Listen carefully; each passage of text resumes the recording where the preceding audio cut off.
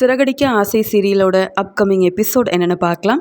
முத்துவும் மீனாவும் ரொம்பவே சந்தோஷமாக மலேசியாவுக்கு போகணும் அப்படின்ற விஷயத்த வீட்டில் உள்ள எல்லார்கிட்டையும் வந்து சொல்ல, உடனே ரோகிணியோட முகம் மாறுது, பதட்டமாகறாங்க.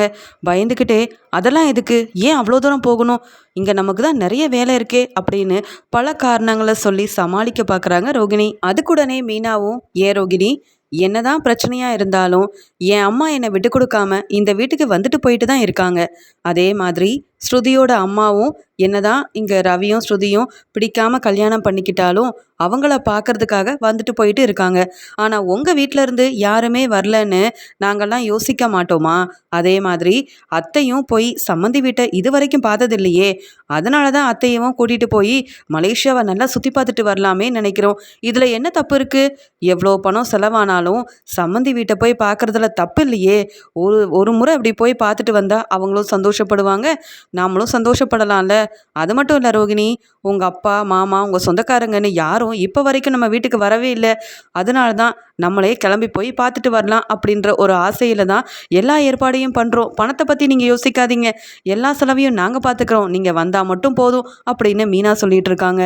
இங்கே ரோகிணியும், அதெல்லாம் ஒன்றும் வேண்டாம், என் அப்பாவும் உள்ளே இருக்காரு, என் மாமா எங்கே இருக்காங்கன்னு தெரியல, இப்போ நம்ம போனால் சொந்தக்காரங்க வீட்டிலலாம் தங்க முடியாது, அதெல்லாம் வேண்டாம் மீனா. உங்களுக்கு பூ கொடுக்க நிறைய இடத்துக்குலாம் இப்போ நீங்கள் போகணும், டெக்கரேஷன் ஆர்டர் வேறு வந்துட்டுருக்கு, இதில் மலேசியாவுக்கு போகணும், எங்கள் அப்பா அம்மாவை பார்க்கணும், சொந்தக்காரங்களை பார்க்கணுன்னு இப்படிலாம் சொல்கிறீங்க, அதெல்லாம் ஒன்றும் வேண்டாம் வேண்டாம் அப்படின்னு சொல்லிகிட்டே ரூமுக்கு போக, இங்கே வேறு வழி இல்லாமல் மனோஜ்கிட்ட பேசி புரிய வச்சு மனோஜ்கிட்டையும் சொல்ல வைக்கிறாங்க. மனோஜ் வந்து, அம்மா அதெல்லாம் வேண்டாம்மா, ரோகிணிக்கே பிடிக்கல, ரோகிணியோட அப்பா வேறு உள்ளே இருக்காரு, ரோகிணியோட சொந்தக்காரங்களை பற்றி தெரியும், எல்லாருமே பணக்காரங்க, இந்த மீனா முத்துலாம் அங்கே வந்தால் அவங்களுக்கு பிடிக்காதுமா, அதெல்லாம் ஒன்றும் வேண்டாம் அப்படின்னு சொல்ல, விஜயாவும், மனோஜ் நீ வேணா ரோகிணி சொல் பேச்சை கேட்கலாம், ஆனால் எனக்கும் சம்மந்தி வீடை போய் பார்க்கணுன்னு ஆசையாக தானே இருக்கும். இப்போ வரைக்கும் மலேசியாவில் இருக்கிற ரோகிணியோட மாமா கூட வந்து பார்க்கல, பெருசாக உனக்குன்னு எந்த பண உதவியும் செய்யலை. என்னதான் மீனாவும் முத்துவும் எது பேசினாலும் தப்பாக இருந்தாலும் இந்த விஷயத்தில் அவங்க சொல்கிறது தான் சரி. எல்லாரும் போய் ஒரு முறை பார்த்துட்டு வரதில் தப்பு இல்லையே, அதான் எல்லா செலவையும் மீனாவும் முத்துவும் ஏற்றுக்கிறாங்களே.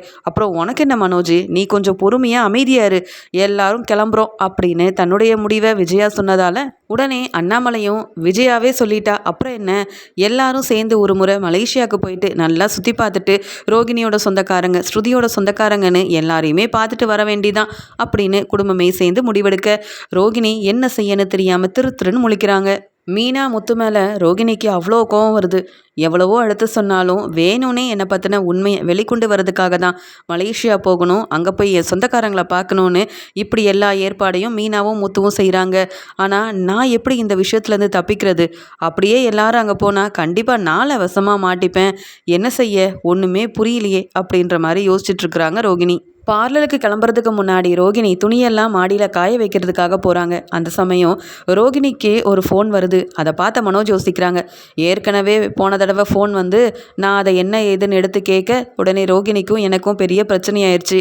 யாரோ ஃபோன் பண்ணுறாங்க, என்ன ஏதுன்னு கேட்டால் ரோகிணி உடனே ரொம்ப பேசுகிறா, தேவையில்லாமல் பிரச்சனை செய்கிறா, இதெல்லாம் நல்லா இல்லை, அதனால் இந்த முறை ஃபோன் வந்தாலும் நம்ம எடுக்க வேண்டாம், அதுக்கப்புறம் என் கிளைண்ட்டாக இருப்பாங்க அப்படி இப்படின்னு சொல்லி சமாளிப்பா, பிரச்சனை வருமே அப்படின்னு ஃபோன் வந்தாலும் கண்டுக்காமல் இருக்காரு மனோஜ். அந்த சமயம் அங்கே வந்த விஜயா, டேய் மனோஜ், எவ்வளோ நேரமாக ரோகிணிக்கு ஃபோன் வந்துக்கிட்டே இருக்குது, ரோகிணி தான் இங்கே இல்லையே, நீ எடுத்து யார் என்னன்னு கேட்க வேண்டிதானே, அதை விட்டுட்டு பொறுப்பே இல்லாமல் நின்றுட்டுருக்க அப்படின்னு விஜயா கேட்குறாங்க. உடனே அதுக்கு மனோஜும், ஏம்மா, ஏற்கனவே ஒரு தடவை இப்படி தான் ஃபோன் வந்ததுன்னு எடுத்து பேசினேன், அங்கேருந்து வந்த ரோகிணி என் ஃபோனை எதுக்கு எடுத்து பேசுகிற, என் மேலே சந்தேகப்படுறியான்னு கேள்வி கேட்டு ரொம்பவே திட்ட ஆரம்பிச்சிட்டா, எங்களுக்குள்ளே பெரிய பிரச்சனை வந்துருச்சுமா, அதனால தான் ரோகிணிக்கு ஃபோன் வந்தால் அவளே வந்து பார்த்துக்கிட்டோம், யாரோ ரோகிணிக்கு ஃபோன் பண்ணுறாங்க, இதில் நான் என்னன்னு கேட்க எங்கள் 2 பேத்துக்கு இடையிலும் பிரச்சனை வந்துடுதுமா அப்படின்னு சொல்லும்போது, அது எப்படி, ரோகிணியோட ஃபோனை நீ எடுத்து யாருன்னு என்னன்னு கேட்கக்கூடாதா என்ன, நான் பேசுகிறேன், ரோகிணி என்ன சொல்கிறான்னு பார்க்குறேன் அப்படின்னு சொல்லிட்டு இங்கே ரோகிணியோட அம்மா தான் பேசுகிறாங்கன்னு தெரியாத விஜயாவும் ரோகிணிக்கு தெரியாமல் ஃபோன் எடுத்து யாருன்னு கேட்குறதுக்கு முன்னாடியே அந்த பக்கம் ரோகிணியோட அம்மா, கல்யாணி நல்லா இருக்கியா கல்யாணி, என்ன கல்யாணி பொங்கலுக்கு கூட வீட்டு பக்கமே வரல, எனக்கு வேற கொஞ்சம் முடியல, ஹாஸ்பிட்டல் வரைக்கும் போகணும், நீ தாண்டி வந்து கூட்டிகிட்டு போகணும். ஆமாம், பார்லரில் உனக்கு நிறைய வேலை இருக்கா என்ன கல்யாணி? நான் பேசிக்கிட்டே இருக்கேன், நீ எதுவும் பேசாமல் இருக்கியே அப்படின்னு சொல்லி கேட்க, இந்த அம்மாவை பார்க்கணும், இங்கே உன் பையனை பார்க்கணுன்ற எண்ணம் உனக்கு கொஞ்சம் கூட இல்லைல்ல அப்படின்னு அவங்க பேசிக்கிட்டே இருக்கிறாங்க. இந்த பக்கம் இதை கேட்டுட்டு இருக்க விஜயா, என்னது கல்யாணின்னு பேசுகிறாங்க, ஆனால் பார்லரில் வேலை பார்க்குறேன்னு சொல்கிறாங்க, ஒருவேளை இவங்க ரோகிணியை பற்றி பேசுகிறாங்களா, என்ன ஏதுன்னு ஒன்றுமே புரியலையே, குழப்பமாகவே இருக்குதே அப்படின்னு சொல்லிட்டு, யாருங்க உங்களுக்கு யார் வேணும் அப்படின்னு விஜயா கேட்ட உடனே இங்கே ரோகிணியோட அம்மா ரொம்பவே பதட்டமா, அப்போ இவ்வளோ நேரம் சம்மந்திக்கிட்ட பேசிகிட்டு இருந்தேனா, நல்ல வேலை கல்யாணின்னு சொல்லி பேசிகிட்டு இருந்தேன், இல்லைனா கண்டிப்பாக நான் என்னால் ரோகிணி வசமாக மாட்டியிருப்பாளே அப்படின்னு சொல்லிட்டு பதில் பேசாமல் ஃபோனை வச்சிடுறாங்க. உடனே விஜயாவும், டே மனோஜ், யார் என்னன்னே தெரியல, கல்யாணின்னு பேசினாங்க, அது மட்டும் இல்லாமல் நீ பார்லரில் வேலை பார்க்குற, அம்மாவை பார்க்க ஏன் வர மாட்டேங்கிற, எனக்கு முடியல ஹாஸ்பிட்டலுக்கு வந்து கூட்டிகிட்டு போகணுலாம் சொல்கிறாங்க, இது யாராக இருக்கும்? ஏற்கனவே ஒரு முறை இப்படி ஒருத்தவங்க ஃபோன் பண்ணாங்க, நான் பேசின உடனே ஃபோனை வச்சுட்டாங்க, மறுபடியும் அதே மாதிரி தான் ஒரு ஃபோன் வந்திருக்கு அப்படின்னு சொல்ல, அம்மா இதே மாதிரி நிறைய ஃபோன் வருதுமா, ரோகிணி நிறைய உண்மையை மறைக்கிறா, அது மட்டும் இல்லை அதை சொல்ல வந்தேன், நீங்களும் அப்பாவும் அதை கேட்காமையே போயிட்டீங்க. அன்னைக்கு கூட ஒருத்தர் ஃபோன் பண்ணி வீட்டு ஓனர் பேசுகிறேன், இவ்வளோ நாள் ஆகுது, ஏன் வாடகை பணத்தை தரலன்னு கேட்குறாரு, நீங்கள் யார் எங்கே இருக்கீங்கன்னு கேட்டால் அவர் பாட்டுக்கு ஒரு இடத்த சொல்கிறாரு, நீ எதுக்கு அந்த வீட்டுக்கு வாடகை கொடுக்கணும்னு கேட்டால் என் ஃப்ரெண்டு அந்த வீட்டில் தங்கியிருக்கா அப்படின்னு ரோகிணி என்னென்னவோ சொல்லி சமாளிக்கிறாமா. வர வர ரோகிணி சொல்கிற எதையுமே நம்ப முடியல, எனக்கு எது உண்மை எது பொய்ன்னு கூட கண்டுபிடிக்க தெரியலம்மா. ரோகிணி அது மட்டும் இல்லைம்மா, இந்த சிட்டிக்கிட்ட வேற ஏதோ கடன் வாங்கினதா முத்துவும் மீனாவும் சொன்னாங்க, நான் முதல்ல நம்பலை, ஆனால் ரோகிணியை போய் கேட்க, ஆமாம் கல்யாணமான புதுசில் கொஞ்சம் தேவைகள் இருந்தது, பார்லருக்கு பொருள் வாங்க வேண்டியது இருந்தது, உன் குடும்ப பிரச்சனையை சமாளிக்க தான் இந்த கடனெல்லாம் வாங்கினேன், ஏன் என் மேலே சந்தேகப்படுற அப்படி இப்படின்னு கேள்வி கேட்டு ரொம்ப பெரிய பிரச்சனை செய்கிறா. ஒன்று மாற்றி ஒன்று, இங்கே ரோகிணியை பற்றி எனக்கு ஒவ்வொரு நாளும் தெரிஞ்சுக்கிட்டே தாம்மா இருக்குது அப்படின்னு மனோஜும் ரோஹிணி மேலே உள்ள சந்தேகம் எல்லாத்தையுமே விஜயா கிட்ட சொல்ல, அப்போ தான் விஜயா நினைக்கிறாங்க, மனோஜ் இதெல்லாம் நீ அன்னைக்கே என்னை கூப்பிட்டு சொல்லியிருக்கணும், என்ன ஏதுன்னு ரோஹிணி கிட்ட கேள்வி கேட்டு வெளுத்து வாங்கியிருப்பேனே அப்படின்னு சொல்ல, இல்லைம்மா அதான் நம்ம மலேசியாவுக்கு போகிறோம்லம்மா, அங்கே தான் உண்மை தெரிஞ்சிருமே, ரோஹிணி எப்படிப்பட்ட குடும்பம், இங்கே ரோஹிணி சொன்ன மாதிரியே சொத்தெல்லாம் இருக்குதா, பெரிய பெரிய வீடு வசதி வாய்ப்பெல்லாம் இருக்கான்னு தெரிஞ்சிடும்லம்மா அப்படின்னு சொல்லும்போது, அதுக்கு முன்னாடியே உண்மை என்னன்னு கண்டுபிடிக்கணும் மனோஜ், நீ சொல்கிறத பார்த்தா ரோஹிணி நிறைய பொய் சொல்லி ஏமாத்திருப்பா போலையே, இவ பெரிய பணக்காரியாக இருந்தா எதுக்காக அந்த சிட்டிக்கிட்டெல்லாம் போய் கடன் வாங்கணும் அப்படின்னு சொல்ல, அதுதாம்மா எனக்கு புரியல, என்ன கேட்டாலும் அதுக்கு சரியாக ஒரு பதிலை வச்சிருக்காமா ரோகிணி அப்படின்னு சொல்லி மனோஜ் ரொம்பவே சந்தேகமாக பேசிகிட்டு இருக்காரு. உடனே இங்கே விஜயா சொல்கிறாங்க, ஆமாம் அன்னைக்கு ஒரு ஆள் ரோகிணிக்கு ஃபோன் பண்ணார், வாடகை பணத்தெல்லாம் கேட்டாருன்னு சொன்னியே, அந்த ஃபோன் நம்பர் உன்கிட்ட இருக்கா? அப்படி இல்லைன்னா கண்டிப்பாக ரோகிணி அதை வந்து பதிவு பண்ணி வச்சுருப்பாள்ல, அந்த ஃபோன் நம்பரை முதல்ல எடு, திருப்பியும் ஃபோன் பண்ணி கேளு, அந்த வீடு எங்கே இருக்குது, எதுக்காக வாடகை கொடுக்குறான்ற உண்மையை கண்டுபிடிச்சா அதுக்கப்புறமா ரோஹிணி சொல்கிறதெல்லாம் பொய்யா இல்லை உண்மையாகவே அவள் ஃப்ரெண்டுக்கு தான் வாடகை கொடுத்துட்ருக்காளா அப்படின்ற உண்மையை கண்டுபிடிக்கலாம்ல அப்படின்னு சொல்ல, சரியாக சொன்னீங்கம்மா, கொஞ்சம் ரோஹிணி வராளான்னு மட்டும் பாருங்கள், அந்த என் நம்பரில் எனக்கு பாதி ஞாபகம் இருக்குது, அந்த நம்பரை நான் எடுத்து என்ன ஏதுன்னு மறுபடியும் என் ஃபோன்லேருந்து பேசி உண்மையை கண்டுபிடிக்கிறேம்மா, ஆனால் இதெல்லாம் வீட்டிலேருந்து செஞ்சால் ரோகிணி கண்டுபிடிச்சிருவா, பிரச்சனை செய்வா, அதனால் நான் கடையில் போய் என்ன ஏதுன்னு கேட்டுட்டு வந்து உங்ககிட்ட சொல்கிறேன் அப்படின்னு ரோகிணியை பற்றின உண்மையை கண்டுபிடிக்கணும்னு நினைக்கிறாங்க விஜயா. ஏன்னா ரோகிணி மேலே மனோஜால் இங்கே ரோகிணி மேலே விஜயாவுக்கு ரொம்பவே சந்தேகம் ஏற்படுது.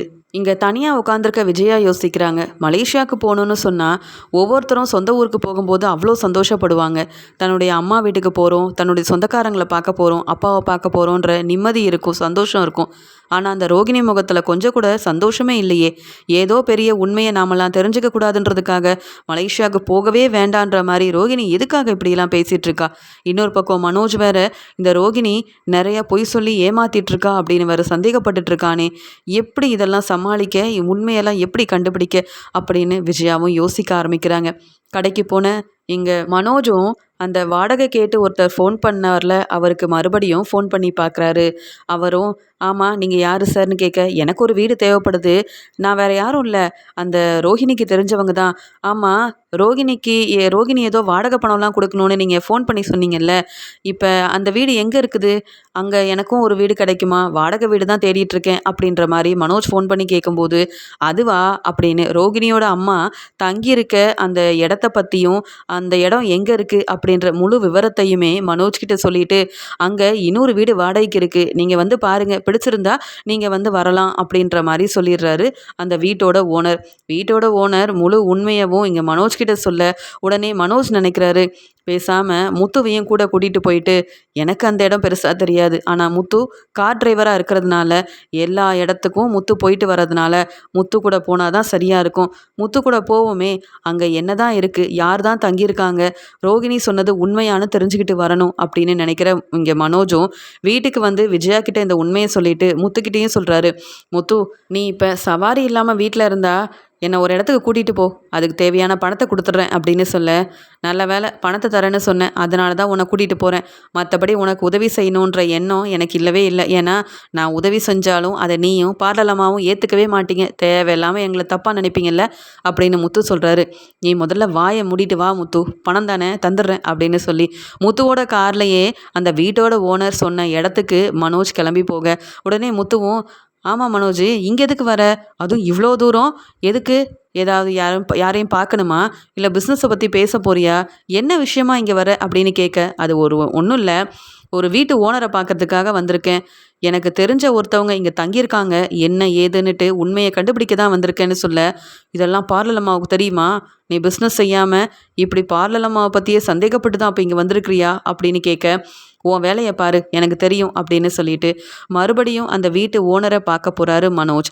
உடனே அந்த வீட்டு ஓனரும் மனோஜ் கிட்ட சொல்கிறாரு, இந்த வீடு தான் அந்த ரோகிணியை பற்றி தானே கேட்குறீங்க, ஆமாம், அவங்களோட அம்மாவும் பையனும் இங்கே தான் தங்கியிருக்காங்க, இந்த வீட்டில் தான், இதுக்கு பக்கத்து வீடும் என்னுடையது தான், அதில் நீங்கள் வாடகை கொடுத்துக்கலாம், அங்கே நீங்கள் தங்கிக்கலாம், அதுவும் பெரிய வீடு தான், வந்து பார்க்குறீங்களா அப்படின்னு சொல்ல, இதை கேட்டுட்டு மனோஜ் சொல்கிறாரு, என்னது ரோகிணியோட அம்மாவும் பையனுமா, என்ன சொல்கிறீங்க அப்படின்னு கேட்க, நீங்கள் ரோகிணிக்கு தெரிஞ்சவர் தானே, அவங்க மூலமாக தானே வீடு பார்க்க வந்திருக்கிறீங்க, அப்புறம் என்ன இப்படி கேட்குறீங்க, அவங்கள பற்றி உங்களுக்கு தெரியாதா என்ன, அவங்க வீட்டுக்காரர் வெளியூரில் வேலை பார்க்குறாரு, இவங்க அப்பப்போ அந்த பையனையும் அவங்க அம்மாவையும் பார்க்கறதுக்காக ரோகிணி வந்துட்டு போவாங்க, இது மட்டும்தான் எனக்கு தெரியும், இந்த முறை வாடகை தரல, அதனால தான் ஃபோன் பண்ணி என்ன ஏதுன்னு கேட்டேன், ஆனால் நீங்கள் இன்னொரு வீடை வாடகைக்கு பார்க்கறதுக்காக வந்திருக்கிறீங்கல்ல அப்படின்னு சொல்ல, உடனே மனோஜும் எனக்கு பக்கத்தில் ஒரு வேலை இருக்குது, அதை முடிச்சுட்டு வந்து அப்புறமா பார்க்குறேன், நீங்கள் வேறு வேலை இருந்தால் பாருங்களேன், நான் கண்டிப்பாக மறுபடியும் இங்கே திரும்பி வருவேன் அப்படின்னு சொல்லிட்டு மனோஜ் கார்லேயே உட்காந்துட்ருக்காரு. ஏன்னா அந்த வீட்டில் யார் இருக்காங்க, இங்கே ரோகிணி யாருக்கு தான் அப்படி வாடகை கொடுத்துட்ருக்கா அப்படின்றத கண்டுபிடிக்கணும்னு சொல்லிட்டு, இதை பார்த்த முத்துவும், மனோஜ் என்ன தெரிஞ்சவங்கள பார்க்க வந்தேன்னா போய் பார்த்துட்டு வர வேண்டியதானே, இவ்வளோ நேரம் காரில் உட்காந்துக்கிட்டே இருக்க, எனக்கு வேற ஒரு சவாரி இருக்குது, நீ வேற இங்கே இவ்வளோ தூரம் வந்ததுக்கு பணம் தரியோ இல்லையோ அப்படின்னு முத்து சொல்லும்போது, கொஞ்சம் பொறுமையாயிரேன், நான் கண்டிப்பாக எவ்வளோ பணம் இருந்தாலும் தந்துடுவேன் அப்படின்னு சொல்லிட்டு இருக்கும்போதே அங்கே கிறிஷ் வந்து வீட்டுக்கு வெளியில் விளையாடுறதுக்காக வரும்போது பின்னாடியே கிறிஷோட பாட்டியும் வராங்க.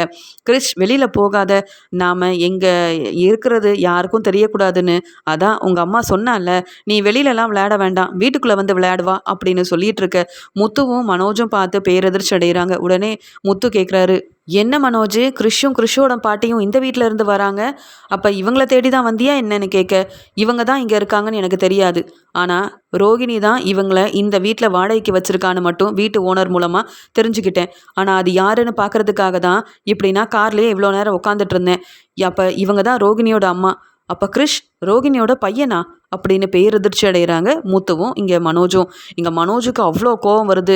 உடனே முத்து சொல்கிறாரு, அப்போ பார்லலம்மா மேலே உள்ள சந்தேகத்தில் தான் இவ்வளோ தூரம் வந்திருக்க, அவங்கள பற்றின உண்மையை நீயே கண்டுபிடிக்கணும்னு நினச்சிருக்கல அப்படின்னு சொல்ல, ஆமாம், வீட்டு ஓனர் ஃபோன் போட்டு இங்கே சீக்கிரமாகவே நீங்கள் வீட்டுக்கு தர வேண்டிய வாடகை பணத்தை கொடுங்கன்னு கேட்டால், என்ன ஏதுன்னு கேட்டால் சமாளிக்கிறதுக்கு நிறைய போய் சொல்கிறா ரோகிணி, எங்கள் அம்மாவை அன்னைக்கு ஃபோன் எடுத்து பேசும்போதும் யாரோ ரோகிணியை பொண்ணு மாதிரி பேசியிருக்காங்க, அப்படி இருக்கும்போது எனக்கு சந்தேகம் வராதா, நீங்கள்லாம் உண்மையை கண்டுபிடிச்சி என்னை அவமானப்படுத்துறதை விட நானே என்ன ஏதுன்னு கண்டுபிடிக்கணும்னு நினச்சி தான் இங்கே வந்தேன், ஆனால் இப்போ தானே தெரியுது ரோகிணிக்கு அம்மா பையன் எல்லாருமே குடும்பமாக இருக்கிறாங்க, ஆனால் ரோகிணி மலேசியாவில் தான் அப்பா இருக்காரு, எனக்கு அம்மாவே இல்லைன்னு எவ்வளோ பொய் சொல்லி மறைச்சா, அது மட்டுமா ரோகிணிக்கு ஏற்கனவே கல்யாணமாகி ஒரு பையன் வேற இருக்கான், ஆனால் இது எல்லாத்தையுமே மறைச்சிட்டு ரோகிணி இப்போ வரைக்கும் என்னை ஏமாற்றிட்டு தானே இருந்திருக்கா அப்படின்னு கண் கலங்கிக்கிட்டே ரோகிணி மேலே உள்ள கோவத்தில் முத்து கிளம்பலாம் வீட்டுக்கு போகலாம் அப்படின்னு சொல்லும்போது, இல்லை அந்த கிறிஷ்கிட்டையாவது நான் போய் பேசிட்டு வரட்டுமா அப்படின்னு சொல்லும்போது, எதுக்கு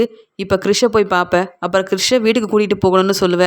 நீ முதல்ல வீட்டுக்கு வா, அம்மா கிட்ட நடந்த எல்லாத்தையுமே நான் சொல்லணும். ரோஹிணியை பற்றின உண்மை இத்தனை நாள் தெரியாமல் இருந்தது. ஆனால் எங்கள் அம்மாவுக்கு இதை நான் புரிய வைக்கணும், உண்மை என்னன்னு எடுத்து சொல்லணும் அப்படின்னு அந்த வீட்டில் யார் இருக்கிறாங்க அப்படின்ற எல்லாத்தையுமே ஆதாரத்தோட ஃபோட்டோ எடுத்து வச்சுக்கிறாரு மனோஜ். ரொம்ப கோவமாக வீட்டுக்கு போன மனோஜ் அங்கே இருந்த விஜயா கிட்ட போயிட்டு, அம்மா என்ன நடந்தது தெரியுமாம்மா? நானும் அந்த வீட்டு ஓனரை போய் பார்த்தேன். அந்த வீட்டில் யார் தங்கியிருக்காங்கன்னு கேட்டால், நம்ம வீட்டுக்கு வருவான்லம்மா ஒரு சின்ன பையன், அவனும் அவன் பாட்டியும் தாம்மா அந்த வீட்டில் தங்கியிருக்காங்க. இவங்க எதுக்கு இங்கே தங்கியிருக்காங்க, என்ன ஏது, இவங்க கூட யாரெல்லாம் இருக்காங்கன்னு விசாரிச்சா ரோகிணி தாம்மா அவங்கள இங்கே தங்க வச்சிருக்கா. சொல்லப்போனால் இங்கே ரோகிணியோட அம்மாவே அவங்க தான். ரோகிணிக்கு ஏற்கனவே கல்யாணமாகி ஒரு பையன் வேற இருக்காமா. அந்த கிறிஷ் தான் ரோகிணியோட பையன். அந்த ஓனர் சொன்னதுக்கு அப்புறமா தான் எனக்கே தெரிய வந்தது. தன்னுடைய வீட்டுக்காரர் வெளியூரில் வேலை பார்க்குறாரு அப்படின்னு பொய் சொல்லி ஓனரை நம்ப வச்சு தான் அவங்க 2 பேரையும் அங்கே வீடு எடுத்து தங்க வச்சிருக்கா. இந்த உண்மை எனக்கு தெரியக்கூடாதுன்றதுக்காக தான் வீட்டோட ஓனர் அன்னைக்கு ஃபோன் பண்ணி வாடகை கேட்கும்போது யார் என்ன ஏதுன்னு விசாரித்த உடனே பெரிய பிரச்சனை செஞ்சுருக்கா. இந்த உண்மையெல்லாம் நமக்கு தெரியக்கூடாதுன்றதுக்காக தனக்கு அம்மாவே இல்லைன்னு பொய் சொன்ன ரோகிணி மலேசியா வரைக்கும் நம்ம போனால் உண்மையெல்லாம் கண்டுபிடிச்சிருவோன்றதுக்காக என்கிட்டையும் பேசி யாரும் மலேசியாவுக்கு போகவே கூடாது மனோஜ், நீ தான் உங்கள் அம்மாவுக்கு சொல்லி புரிய வைக்கணும், நீ சொன்னால் உங்கள் அம்மா கண்டிப்பாக என்ன வேணாலும் செய்வாங்கன்னு என்கிட்ட வேற ரொம்ப நல்லவ மாதிரி பேசிகிட்டு இருந்தாமா. நானும் அந்த ரோகிணியை நம்பி யாரும் மலேசியாக்கெல்லாம் போக வேண்டான்லாம் சொல்லிட்டு இருந்தேன். ஆனால் இப்போ பாருங்க, ரோகிணிக்கு அம்மா இருக்காங்க, அதுவும் ரோகிணிக்கு கல்யாணமாகி ஒரு பையனும் இருக்காங்க. அவங்க ஒன்றும் பெரிய வசதி வாய்ப்பெல்லாம் இல்லைம்மா. அவங்க பக்கத்தூர்லேயே இருந்துக்கிட்டு நம்மளை ஏமாத்திட்டு இருந்திருக்காங்க. அப்பப்போ நம்ம வீட்டுக்கு வந்துட்டு போன அந்த கிறிஷோட பாட்டி தான் ரோகிணியோட அம்மான்ற எல்லா ஆதாரமும் என்கிட்ட இருக்குது அப்படின்னு ஃபோனில் இருந்த எல்லா ஃபோட்டோவையும் விஜயா கிட்ட காமிக்க உண்மையெல்லாம் தெரிஞ்சுக்கிட்ட விஜயா பேரதிர்ச்சி அடைகிறாங்க. இந்த ரோகிணி அப்போ நம்மளை எவ்வளோ ஏமாத்திருக்கா பார்த்தியா, நம்மளை நம்ப வச்சு இங்கே மலேசியாவில் இவ்வளோ கோடிக்கணக்கில் பணம் இருக்குன்னு சொல்லியே நம்மளை ஏமாத்திருக்கா பார்த்தியா அப்படின்னு இங்கே மனோஜ் கண் கலங்கி நிற்கும்போது விஜயா ரொம்பவே கோவப்படுறாங்க. உடனே முத்து சொல்கிறாரு, இதே நானும் மீனாவும் இந்த உண்மையை கண்டுபிடிச்சி சொல்லியிருந்தா கூட உங்கள் மருமக ரோகிணியை பற்றி நீங்கள் சந்தேகப்பட்டிருக்க மாட்டீங்க. ஆனால் இப்போ மனோஜே நேராக பார்த்துட்டு சொல்ல அதெல்லாம் அப்படியே நம்புறீங்கல்லம்மா அப்படின்னு சொல்லும்போது, ஆமாம்மா முத்துவும் தான் என் கூட வந்தான், நான் தான் முத்துவை கூட்டிகிட்டு போனேன், நாங்கள் 2 பேரும் தாம்மா பார்த்தோம், நான் பார்த்தது எல்லாமே உண்மை, முத்து நீயும் சொல்லு முத்து அப்படின்னு சொல்ல, நான் இதில் சொல்ல என்ன இருக்குது, அதான் சம்மந்தப்பட்ட நீயே உண்மையை கண்டுபிடிச்சிட்ட, பார்லலம்மாவை பற்றின உண்மை அம்மாவுக்கு தெரிய வந்துருச்சு, ஆதாரமும் உன்கிட்ட இருக்குது, அப்புறம் என்ன பார்லலம்மா வந்த உடனே என்ன ஏதுன்னு கேட்டு அதுக்கப்புறமா அம்மா என்ன முடிவெடுக்கிறாங்களோ இல்லை நீ என்ன முடிவெடுக்க போகிறேன்னு நாங்கள் பார்க்க தானே போகிறோம் அப்படின்னு சொல்லிட்டு இருக்கும்போதே அண்ணாமலை வந்துடுறாரு. ரவியும் ஸ்ருதியும் மீனா எங்கள் முத்து அப்படின்னு கேட்க, மீனா எப்பயும் போல் கிச்சனில் தான் இருக்கான்னு சொல்ல, இல்லை எனக்கு ஒரு காஃபி வேணும் அதனால தான் அப்படின்னு சொல்லிட்டு மீனாவை பார்க்கறதுக்காக போகிறாங்க. உடனே அழுதுட்டு இருந்த மனோஜை பார்த்துட்டு அண்ணாமலை என்ன நடந்ததுன்னு கேட்க, அப்பா இந்த ரோகிணி எல்லாரையும் நம்ப வச்சு ஏமாத்திட்டாப்பா, அவள் சொன்னது எல்லாமே பொய்ப்பா, இத்தனை நாள் ரோகிணியை நம்பி நான் ஏமாந்து போயிருக்கேன், ஏற்கனவே வெளியில் நிறைய கடன் வாங்கி வைக்க வெளியில் போகும்போதெல்லாம் ரோகிணிக்கு கடன் கொடுத்தவங்க அப்பப்போ ரோகிணிக்கிட்ட பணம் கேட்டுட்டு இருந்தாங்க. நானும் என்ன ஏதுன்னு கேட்க, கல்யாணத்துக்கு முன்னாடி என் ஃப்ரெண்டுக்காக தான் இந்த கடனெல்லாம் வாங்கி கொடுத்தேன்னு போய் சொன்னா, அதையும் நான் நம்பினேன். ஆனால் இப்போ அந்த சிட்டிக்கிட்ட 2 லட்ச ரூபாய்க்கு மேலே கடன் வாங்கியிருக்கா. என்ன ஏதுன்னு கேட்டால் சரியான விவரம் சொல்ல மாட்டேங்கிறா, பொய் சொல்லி ஏமாத்துறா, சமாளிக்கிறா. அதையும் நான் பொறுமையாகவே இதெல்லாம் வெளியில் தெரியக்கூடாது அப்படின்னு ரோகிணிக்காக தானம்மா நான் இதை உங்ககிட்ட கூட சொல்லாமல் இருந்தேன். ஆனால் ரோகிணி ஏற்கனவே தனக்கு கல்யாணமாகி ஒரு பையன் இருக்குது அப்படின்ற உண்மையவே மறைச்சி என் வாழ்க்கையவே ஒன்றும் இல்லாமல் செஞ்சுட்டாலேம்மா அப்படின்னு மனோஜ் அழுதுட்டு இருக்கும்போது தான் தெரியுது ரோகிணியை பற்றின எல்லா உண்மையும் அங்கே வீட்டில் உள்ளவங்களுக்கு. அந்த சமயம் பார்லரில் வேலையை முடிச்சுட்டு எப்பயும் போல் வீட்டுக்கு வந்த உடனே, என்ன மனோஜ் கடையிலேருந்து சீக்கிரமாக வந்துட்டியா, ஆமாம் என்ன முகம்லாம் ரொம்ப வாடி இருக்கு, கண்ணெல்லாம் கலங்கிருக்கு, என்னாச்சு அப்படின்னு ஒன்றுமே தெரியாத மாதிரி ரோகிணி கேட்க, வாயை மூடு, யாரை ஏமாத்த பார்க்குற அப்படின்னு மனோஜ் ஆரம்பிக்கிறாரு. அதுக்கு ரோகிணியும், என்ன மறுபடியும் என் மேலே சந்தேகப்படுறியா, என்ன விஷயம், இப்போ என் மேலே இவ்வளோ கோவமாக இருக்க அப்படின்னு ரோஹிணியும் பதிலுக்கு பதில் பேச மனோஜ் ரோஹிணியை பலார்னு வெளுத்து வாங்குறாரு. யார்கிட்ட என்ன பேசிகிட்டு இருக்க, நீ சொல்கிறதெல்லாம் நம்புறதுனாலையும் தலையாட்டிக்கிட்டே இருக்கிறதுனாலையும் என்ன நினச்சிட்ருக்க, உங்கள் அம்மாவும் பையனையும் தானே அந்த வீட்டில் தங்க வச்சுருக்க, அதுக்காக தானே மாதம் மாதம் வாடகை பணத்தை வேற கொடுத்துட்ருக்க. ஆனால் நீ என்கிட்ட சொன்னது என்ன, என் ஃப்ரெண்டு ரொம்ப கஷ்டப்படுறா, வேலை இல்லாமல் இருக்கா, அவளுக்கு உதவி செய்ய தான் வாடகை பணத்தை கொடுக்குறேன்னு பொய் சொல்லி ஏமாத்துறவ தானே நீ அப்படின்னு சொல்லி ஆரம்பிக்கிறாரு. என்னது என் அம்மாவும் பையனுமா அப்படின்னு கேட்டு பேரதிர்ச்சி அடைகிறாங்க ரோகிணி. அங்கே எல்லாரும் பார்த்துக்கிட்டே இருக்க உடனே இங்கே முத்துவும், என்ன பார்லலம்மா நாங்கள் எல்லாம் உண்மையை கண்டுபிடிக்கல, ஆனால் மனோஜே இந்த முறை புத்திசாலின்றதை நிரூபிச்சிட்டான். அவனே போய் அங்கே உங்கள் அம்மா பையன் யார், எங்கே தங்க வச்சுருக்கீங்க, என்ன ஏதுன்ற உண்மையை கண்டுபிடிச்சிட்டு வந்துட்டான். ஆனால் மனோஜ் இதே புத்திசாலித்தனத்தோடு இருந்திருந்தா கண்டிப்பாக அந்த 30 லட்ச ரூபா பணத்தை ஏமாந்துருக்க மாட்டான். நீங்கள் மனோஜை ஏமாற்றிக்கிட்டே இருக்கிறீங்க. அதனால தான் மனோஜும் எதை பற்றியுமே யோசிக்காமல் எல்லாத்துக்கும் தலையாட்டிக்கிட்டே இருந்து ஏமாந்து போய் நிற்கிறான். ஆனால் இந்த முறை நீங்கள் அவனை ஏமாத்துறீங்க அப்படின்ற சந்தேகத்திலேயே உண்மையை கண்டுபிடிச்சிட்டான் பார்த்தீங்களா? இனி உங்களால் தப்பிக்க முடியாது. அதான் மனோஜ் கேள்வி கேட்குறானே, சொல்லுங்க, பதில் சொல்லுங்க பார்லலம்மா அப்படின்னு முத்துவும் சொல்லிக்கிட்டே இருக்க, ரோகிணி முத்துவை பார்த்து முறைக்கும் போது விஜயா சொல்கிறாங்க, என்ன முத்துவை எதுக்காக பார்க்குற? அதான் என் பையன் மனோஜோட வாழ்க்கையை ஒன்றும் இல்லாமல் செஞ்சிட்டல்ல. உனக்கு தான் அம்மா பையன்னு ஒரு குடும்பமே இருக்காங்களே, அப்புறம் எதுக்காக ஏமாற்றி மனோஜை நீ கல்யாணம் பண்ணணும்? இதுக்காக தான் நம்ம எல்லாரும் ஒன்று சேர்ந்து மலேசியாவுக்கு போக வேண்டாம், உன்னை பற்றின எல்லா உண்மையும் எங்களுக்கு தெரிய வந்துடும்ன்றதுக்காக மலேசியாவுக்கு போனால் செலவாயிரும், அங்கெல்லாம் போக வேண்டாம், என் சொந்தக்காரங்க பெரிய வசதியானவங்கன்னு என்ன பேச்சு பேசின ரோகிணி நீ. ரோகிணி, இதுக்கு மேலே எதுவும் பேசாத. நீ சொன்ன மாதிரியே நீங்கள் எல்லாம் பெரிய பணக்காரங்க தான். நாங்கள் அவ்வளோ தூரம் பணக்காரங்களா இல்லைனாலும் ஒன்றை மாதிரிலாம் நாங்கள் யாரையும் ஏமாத்தலை. வரக்கூடிய வருமானத்தை வச்சு அமைதியாக குடும்பத்தை நடத்திட்டு இருக்கோம். ஆனால் நீ, எங்கள் அப்பா பெரிய பிஸ்னஸ் மேனாக இருக்காரு, கோடிக்கணக்கில் சம்பாதிக்கிறாரு, என் சொந்தக்காரங்க எல்லாருமே பணக்காரங்கன்னு பொய் சொல்லி என்னையும் மனோஜும் எப்படிலாம் ஏமாத்திருக்க. அது மட்டும் இல்லாமல் இங்கே முத்து உன்னை பற்றி சொல்ல வரும்போதெல்லாம் நீ எப்படியெல்லாம் சமாளிச்சிருக்க. நான் உன்னை மட்டும்தான் நம்பினேன். இந்த முத்துவையோ மீனாவையோ நான் நம்பினதே கிடையாது. இப்போ வரைக்கும் மீனா என்னை ஏமாத்துறதே இல்லை. ஆனால் மீனாவோட அருமை தெரியாமல் பெருமை தெரியாமல் மீனாவை எவ்வளவோ ஏளனமாக பேசி உன்னை தலையில் தூக்கி வச்சு கொண்டாடினல, அதுக்காக தான் என் பையனை இப்படி அழுக வச்சுட்டேன், என் பையனை இப்படி மனசு வேதனைப்படுத்திட்டு என்னையும் ஏமாற்றி தலகுனிய வச்சிட்டல அப்படின்னு சொல்லி இங்கே மனோஜ் அழுதுகிட்டே நிற்கும்போது அதை பார்த்து தாங்க முடியாத விஜயாவும், எதுக்காக போய் சொல்லி ஏமாத்தினேன், என் குடும்பத்தை எதுக்காக ஏமாத்தினேன்னு கேட்டு இங்கே ரோகிணியை வெளுத்து வாங்குறாங்க.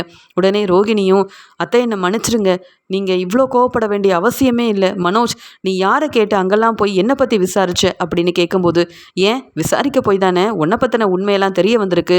விசாரிக்காமையே நீ சொல்கிற எல்லாத்தையும் நான் நம்பிட்டே இருப்பேன்னு நினச்சியா? முத்துவும் மீனாவும் எவ்வளவோ சொன்னாங்க, ரோகிணியை நம்பாத, ரோகிணி சொல்கிறது என்ன ஏதுன்னு கொஞ்சமாவது யோசிச்சு முடிவெடுன்னு. நான் உன் மேலே உள்ள நம்பிக்கையில் முத்துவை என்ன பேச்சு பேசி திட்டினேன் தெரியுமா? என் வாழ்க்கையில் நீ தலையிடாத, என்னையும் ரோகிணியும் பிரிக்கிறதுக்காக தான் நீங்கள் இப்படியெல்லாம் செய்கிறீங்கன்னா நான் சொல்லிட்டு இருந்தேன். ஆனால் இப்போ தானே தெரியுது, என்னை ஏமாத்துனது அவங்க இல்லை, என்னை அவமானப்படுத்தினதோ தலகுனியை வச்சதோ முத்துவும் மீனாவும் இல்லை, நீ தான் ரோகிணி. இவ்வளோ தெரிஞ்சதுக்கு அப்புறமாவும் நான் உன் கூட சந்தோஷமாக வாழ்வேன்னு நினைக்கிறியா? என் கண்ணு முன்னாடியே நிற்காத. நீ இனி என் வாழ்க்கையில் வேண்டவே வேண்டாம். எனக்கு மனைவியாக இருக்கிற தகுதி உனக்கு இல்லவே இல்லை ரோகிணி. நான் உன்னை எந்த விஷயத்துலையும் ஏமாத்தலை, உன்னை நான் விட்டு கொடுக்கவும் இல்லை. ஆனால் நீ எங்கள் குடும்பத்தையே ஏமாற்றி என்னை கல்யாணம் பண்ணிக்கிட்டல, கண்டிப்பாக நான் உன்னை என்றைக்குமே மன்னிக்க மாட்டேன் அப்படின்னு மனோஜ் தன்னோட முடிவை சொன்ன உடனே விஜயா சொல்கிறாங்க, என்ன பார்த்துக்கிட்டே இருக்க? அதான் மனோஜ் சொல்லிட்டானே என்னுடைய மனைவியாக இருக்க உனக்கு தகுதியே இல்லைன்னுட்டு, அப்புறம் என்ன, நீ எப்படி இந்த வீட்டுக்கு மருமகளாக முடியும்? அதான் உனக்கு பையன் அம்மான்னு எல்லாரும் இருக்காங்கல்ல, முதல்ல இங்கே வீட்டை விட்டு கிளம்பு. இங்கே இருந்து அழுதுகிட்டு நீ சமாளிக்கலாம், என்னை சமாதானப்படுத்தலாம், நீ செஞ்சது எல்லாமே சரின்னு எங்கள் எல்லாருக்கும் புரிய வைக்கலான்ற மாதிரி ஏதாவது பேசுனேன்னு வையேன், அப்புறம் நான் யாருன்றதை நீ பார்க்க வேண்டியதாக போயிடும். நான் மனோஜ்காக தான் இவ்வளோ பொறுமையாக இருக்கேன். முத்து, இனியும் இந்த ரோகிணி சொல்கிறத நம்பக்கூடாது, நம்ம குடும்பத்தை ஏமாத்தின இவன் மேலே கம்ப்ளைண்ட் கொடுக்கணும் அப்படின்னு விஜயா சொல்கிறாங்க. இங்கே ரோகிணி அழுதுட்டு நிற்க, ரோகிணியோட நிலைமையை பார்த்து இங்கே மீனாவுக்கு என்ன சொல்லனே தெரியல. இவ்வளோ பெரிய உண்மையை மறைச்சிட்டு எப்போ பார்த்தாலும் என்னை ஏளனமாக பேசிகிட்டு இருந்த ரோகிணிக்கு இப்படி ஒரு நிலைமை வரணும்னு நான் என்றைக்கும் நினச்சதில்லை. ஆனால் மனோஜால் இப்படி அவமானப்பட்டு நிற்கிறாங்க ரோகிணி. அத்தை ஒரு பக்கம் ரோகிணியை வீட்டை விட்டு போக சொல்கிறாங்க. இங்கே மனோஜ், இனி ரோகிணி எனக்கு மனைவியே இல்லை அப்படின்னு சொல்லிட்டு இருக்காங்க. இந்த ரோகிணி என்ன செய்ய போகிறாங்களோ தெரியல. இப்படி ஏமாற்றி ஒரு நல்ல வாழ்க்கை கிடைக்கும்னு அடுத்தவங்கள ஏமாத்தினா இந்த நிலமை தான் வரும்னு ரோகிணியை பார்த்து தான் தெரிஞ்சுக்கணும் போல்.